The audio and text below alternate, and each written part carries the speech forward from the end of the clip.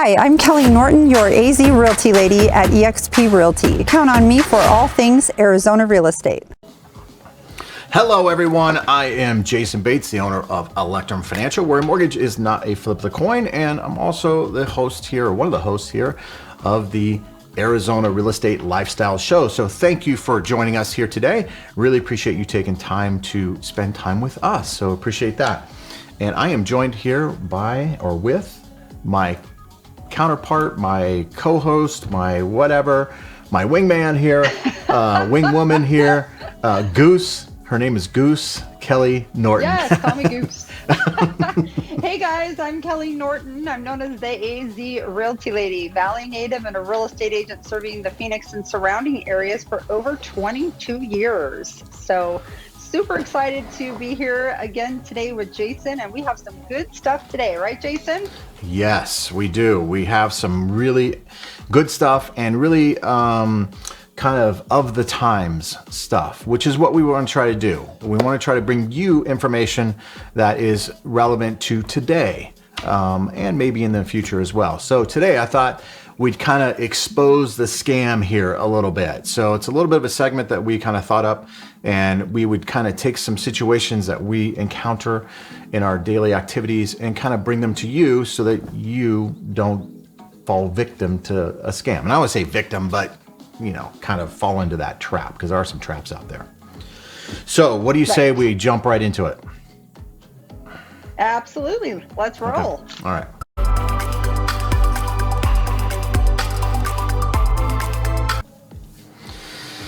Okay, so what is this scam here? And I use that word scam, it's kind of loosely used or whatever, but we're going to talk about builders today. We're going to talk about builders, home builders here in the Valley.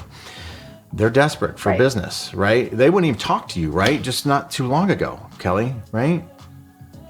Exactly. Yeah.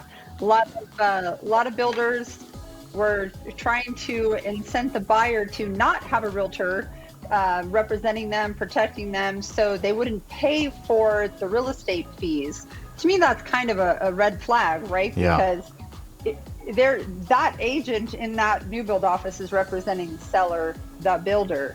So in Arizona, the seller is typically the one that is paying the commission. So the builders are paying the commissions. And there's a couple builders that were not paying commissions. So then, knowing darn well that the buyer didn't have the money for the commission, now they have an unrepresented buyer, and it was like, yeah. So that buyer had no one to help represent them and look after their best interest and find things that shouldn't be in the contract or that should, things that are missing, etc. Yeah. So. Man, how times have changed, right? I mean, it wasn't that even that long ago where builders were building the house and saying, take it or leave it. Sorry. Yep. You want a 4-bedroom? No, we got a 3-bedroom. You don't like it? Okay, you're off the list. See ya.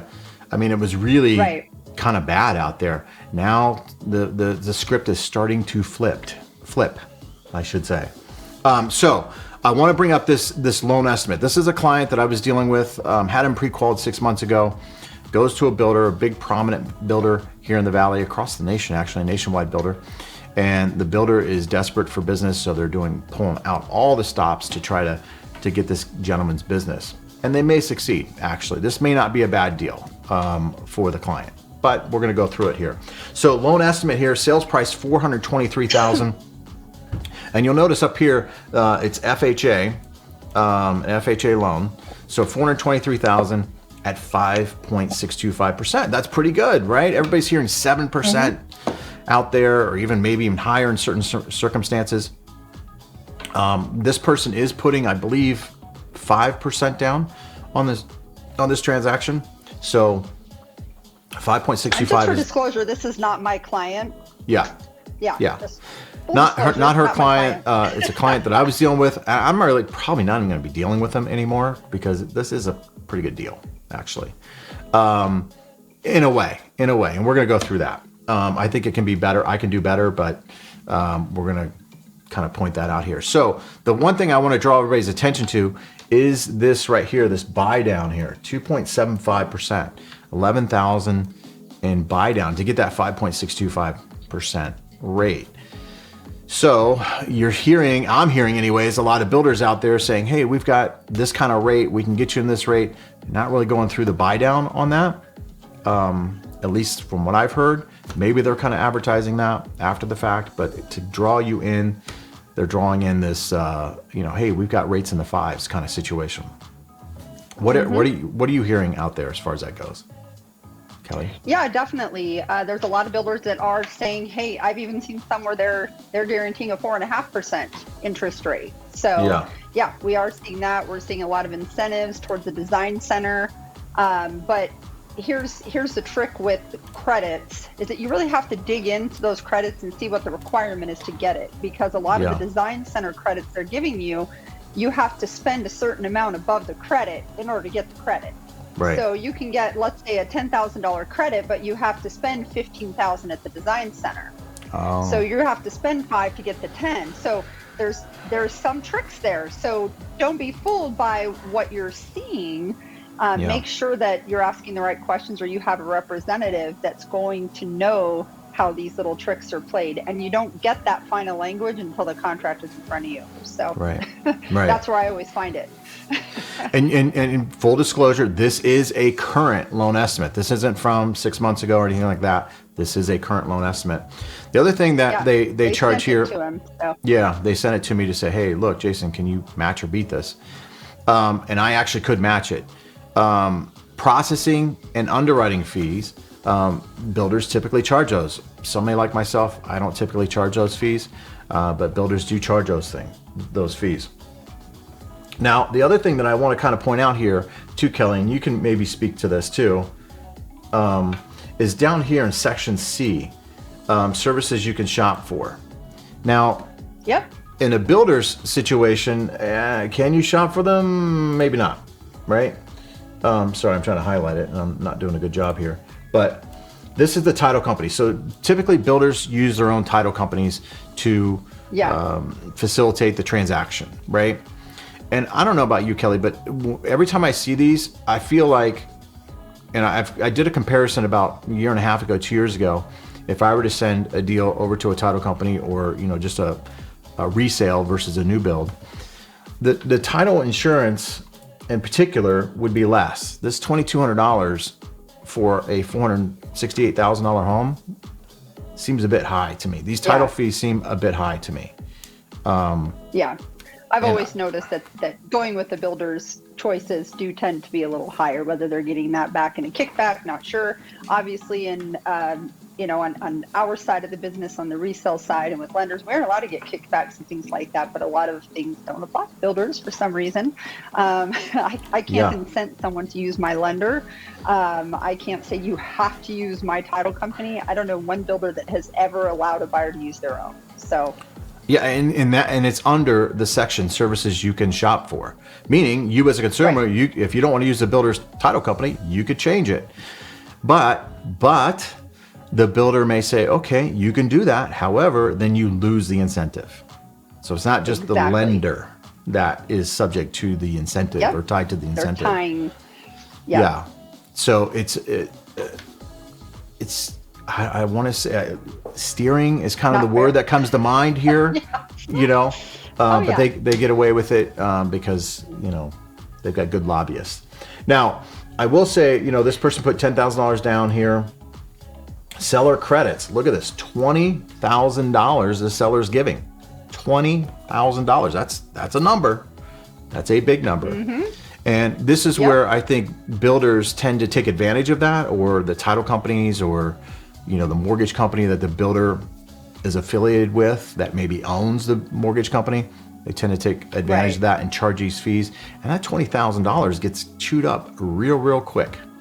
Real quick. Exactly. Yeah. Yep.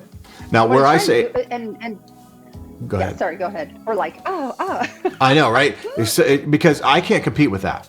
And not many, brokers or even mortgage bankers are going to be able to compete with $20,000. Can't do it. Right. And that's where that bottom line is actually a more important number, because you can give $50,000 in credit, but if someone's overcharging you for something, then how much credit are you really getting? It comes down to the bottom line. Right. Now, this one at $6,016 is actually low. The person's actually going to come in with about $15,000 because this particular builder, speaking of times changing, does not pay, the agent does not pay their fee out of the sale of the house. So the builder's taken all this profit from the sale of the house, and we could argue profit or not profit or whatever. But typically in a transaction, the seller pays the commission of the agents through the transaction, through the sale. This builder is not doing that. So this realtor had a buyer broker's agreement, and they did not disclose that buyer broker agreement in the fees here in the loan cost section, section A, which they should have. So the builder's lender. Yeah, the builder's lender. Exactly right. Exactly right. So just wanted to break this down for everybody out there. Just because you're using a builder's lender, still, I would take it and shop it around to see if you can get a better deal. It may not be the best deal for you, right? And in some cases, using like somebody like Kelley, she might be able to negotiate maybe a little bit lower price, as these builders are dropping prices and things, and Kelley can speak to that. But maybe drop the price by $20,000 and then use your own lender. Right. Maybe. And there's different ways. Yeah. And there's different ways to get an incentive. Sometimes the builder doesn't want to show a lower price because they want to make sure they're not lowering what could be a future appraisal value issue. So sometimes they would rather throw in, vaulted ceilings, or throw in maybe a den, turning it into a bedroom, or adding maybe a fire pit in the backyard or a gas pre-plumb. Sometimes they'd rather put in some of those things than lower the price for you. So there's ways that we can kind of figure out what's going to work for the builder to still benefit you as the buyer. Right. Now, the other thing I want to point out here real quick, and then we'll kind of do our thing, but my earpiece here keeps falling out. But I want to talk about seller concessions. What are the max seller concessions, right? Seller concessions, what are they? Well, seller concessions on this is, if you recall, this is an FHA loan, which allows for up to 6% seller concessions, meaning that the seller can contribute 6% for your closing costs. Buy down the rate, prepaids, HOA transfers, anything that goes along with purchasing a house, that money from the seller can be used to pay those items. Therefore, you're only coming in potentially with your down payment, and that is it. Okay. Now, conventional. On FHA. On conventional, the rule of thumb, and most people think it's 3%. Everybody kind of goes by 3%, and when you put an offer into a seller, it's 3%. However, not many people know here, and I want to bring up the guideline here for you. And this is straight from Fannie Mae's guideline, selling guide, that if you put more than 10% down, you actually can get 6% to be used toward your closing costs. And if you put more than 25% down, you can actually get 9% toward your closing costs. Yeah. That's big. That's huge. Now, that's real big. Yeah. You got to get the seller. You're going to need somebody like Kelley to negotiate, right? You got to get the seller to be willing to give up 9%, right? That's a big number on some of these properties. However, it is available, and not many people know that. Now, on VA loans, it's 2% seller concessions on those. So FHA 6. Yeah. And then standard 3, and then maybe 6.9. Right, 369. So one thing too to discuss is that because the sales that we had, say 4 or 5 months ago, those were, maybe a little higher than the sales now.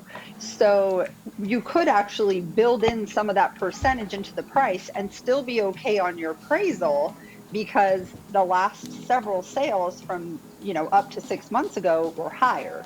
So even though your sales price is here, you could build in some of that, and sometimes even up to 9%, just depending on what the comparable sales are in the neighborhood, and still have it be perfectly okay on the appraisal. Yeah. So something to think about. Yeah, absolutely. And that way the seller's not really losing anything either, right? Right. They're not giving up anything. You're giving it back to them. Right. You're giving it back to them. So, and then very you're able good. to buy down your rate. Yep. Yeah, you're able to make it more affordable for you long run. If you can buy down that interest rate and do a longer term loan, in my opinion, that's better than doing one of these that's going to adjust on you and then jump up to the full rate after the 3rd year, because you don't know at that point what the rate will be, nor do you know what home values will be. I don't think there's going to be this giant crash, but I don't have a crystal ball. Nobody does. Right. So in the event that prices were to go down after 3 years, what happens if you can't refinance because the value is lower? Then you're stuck in that higher rate. So it's better, actually, in my opinion, to use that seller's money, buy down that interest rate, and do a longer term loan. I think that's the safer route. Yeah, I do too. I mean, get that lower rate, protect yourself, like hedge yourself, if you will, against inflation. That's a big thing right now for everybody, right? We all get that. So get the lowest rate you can. And when you're using somebody else's money to do that, it's not necessarily a bad deal, as long as you're not overpaying for the house. And that's why I'm saying on this deal here, I told the client, like, look, that's a pretty good deal. That'd be pretty hard to give up. $20,000.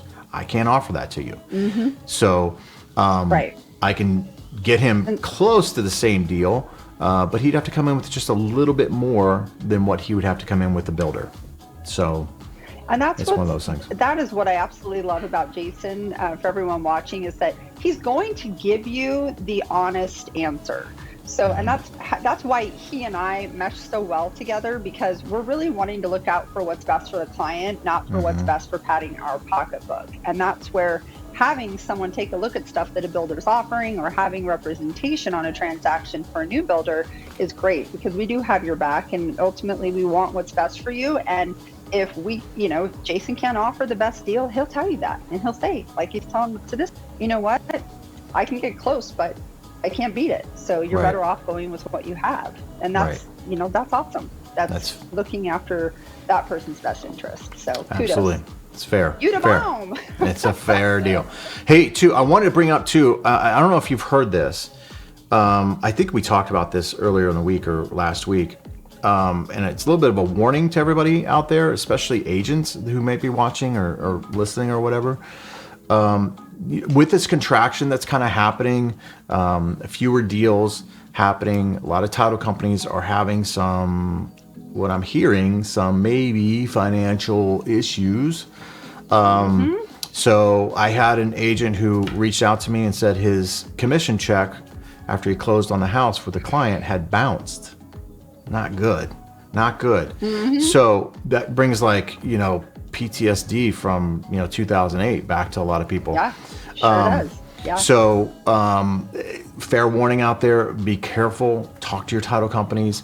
If you're selling your house, make sure you're getting with a reputable title company. This title company is actually pretty reputable.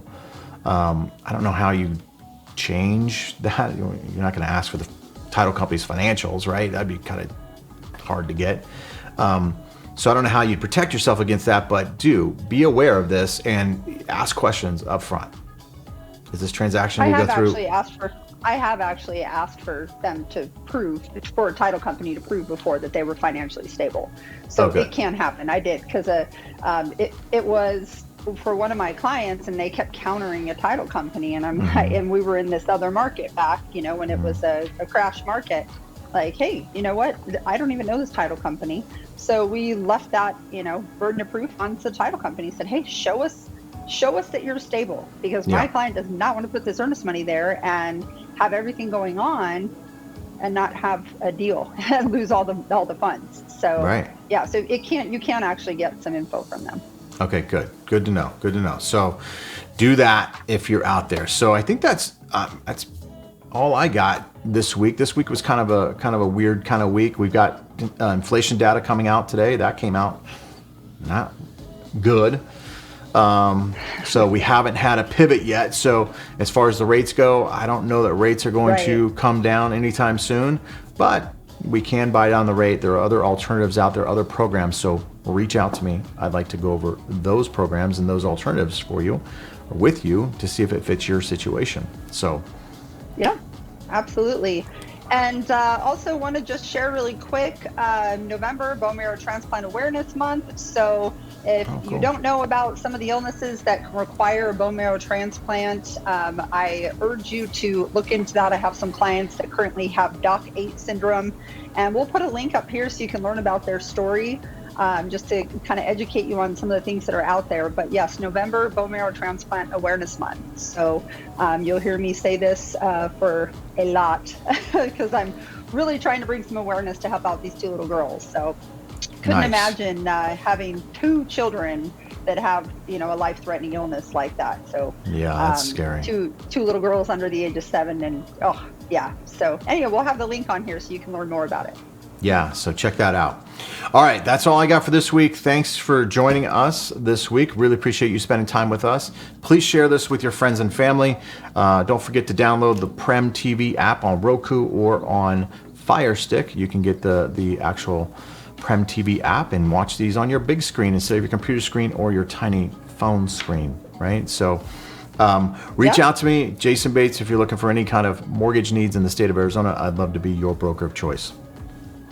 And Kelley Norton, real estate agent, Phoenix and surrounding areas. If you're watching this on YouTube, please click the bell. That way you'll be notified when I put up new videos, and subscribe to the channel. If you're looking to buy or sell a home, give me a call or text me. It's the best way to reach me. Guys, have an awesome day. All right. Take care, everyone. Bye-bye.